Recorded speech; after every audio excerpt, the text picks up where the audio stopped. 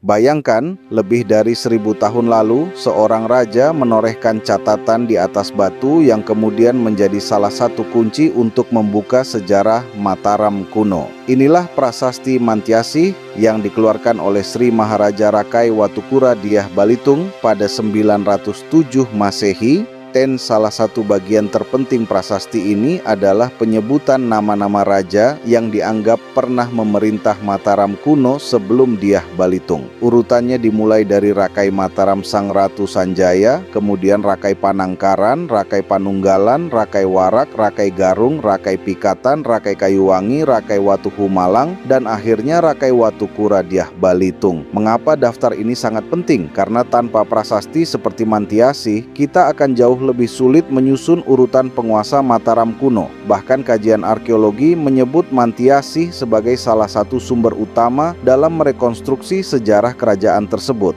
Menariknya, prasasti Wanua Tengah III yang dibuat hanya setahun kemudian, pada 908 Masehi, mencantumkan beberapa nama tambahan yang tidak terdapat dalam Mantiasih, di antaranya Dyah Gula, Dyah Tagwas, Rake Panumuangan Dyah Dewendra, dan Rake Gurunwangi Dyah Badra. Perbedaan tersebut bukan berarti salah satu prasasti keliru. Para peneliti menjelaskan bahwa kedua prasasti memiliki latar belakang penerbitan berbeda. Mantiasih diduga berkaitan dengan legitimasi Dyah Balitung sebagai pewaris tahta yang sah, sehingga daftar yang dicantumkan lebih selektif. Prasasti Mantiasih juga menyebut Poh Pitu sebagai tempat yang berkaitan dengan pusat pemerintahan Mataram kuno. Namun lokasi pasti Poh Pitu hingga kini belum dapat dipastikan.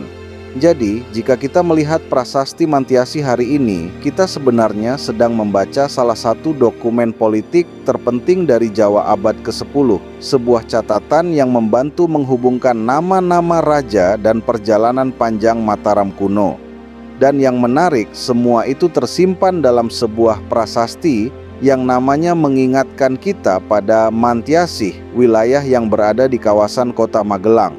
Lebih dari 1000 tahun berlalu, tetapi catatan di atas batu itu masih berbicara kepada kita hingga sekarang.